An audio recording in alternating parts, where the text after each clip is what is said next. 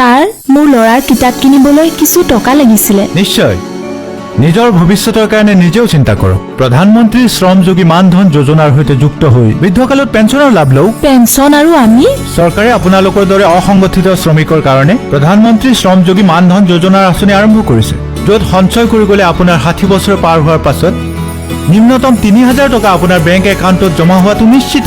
সঁচাকৈয়ে পাম?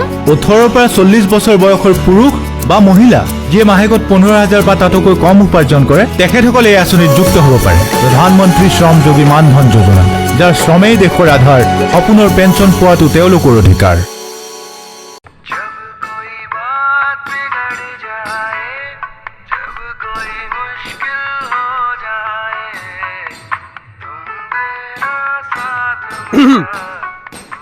साहब, बाबूलाल, मुश्किल में कोई साथ नहीं देता है कभी, खुद ही खुद के लिए तैयारी करनी पड़ती है।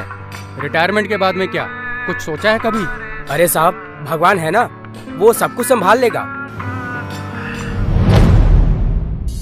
राजू भैया, 1 मिनट भी लेट नहीं करते हो आप? हाँ साहब, काम करने के लिए तो बैठे हैं। खूब काम करना है, खूब कमाना है। अभी तो ठीक है, पर बुढ़ापे में ऐसे मजदूरी करोगे? चचा, जब तक हाथ पैर चलेंगे जिंदगी चलेगी, देखा जाएगा। सविता जी मैडम। मैं सोच रही थी कि तुम अपने ओल्ड एज के लिए कुछ सेविंग्स क्यों नहीं कर लेती। मुझे तेरी चिंता हो रही है।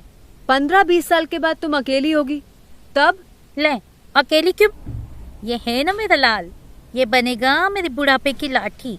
सविता, तुम बहुत भोली हो। क्या मैडम, जेब में पैसा तो है नहीं, और हम स्मार्ट होकर भी क्या कर लेंगे? ओके, मैं समझाती हूँ। बाबूलाल, मैं तुम्हें एक आइडिया देता हूँ। महीने के 200 रुपए दे सकते हो? 100 रुपया दे सकते हो ना महीने का? 150 रुपए तो दे सकती हो ना महीने के? हाँ। पर क्यों साहब? तुम्हारे रिटायरमेंट के लिए, ताकि जब शरीर साथ न दे तब भी तुम्हें किसी के सामने हाथ ना फैलाना पड़े। पेंशन समझती हो? 60 साल की उम्र के बाद 3000 रुपए महीने के मिलेंगे, वो भी घर बैठे बिना कुछ किए। 3000? 3000 रुपए? 3000? अरे नहीं, क्या मजाक कर रहे हो साहब? ये तो नामुमकिन है।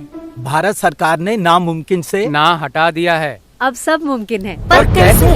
प्रधानमंत्री श्रम योगी मानधन योजना से, जिसमें आपको नजदीकी कॉमन सर्विस सेंटर जाकर आधार कार्ड और अपनी पासबुक दिखानी है और बायोमेट्रिक रजिस्टर कराना है। फिर तुम्हारा बुढ़ापा एकदम सुरक्षित। पर मैडम, हम मजदूरों के लिए इतना सोचा किसने?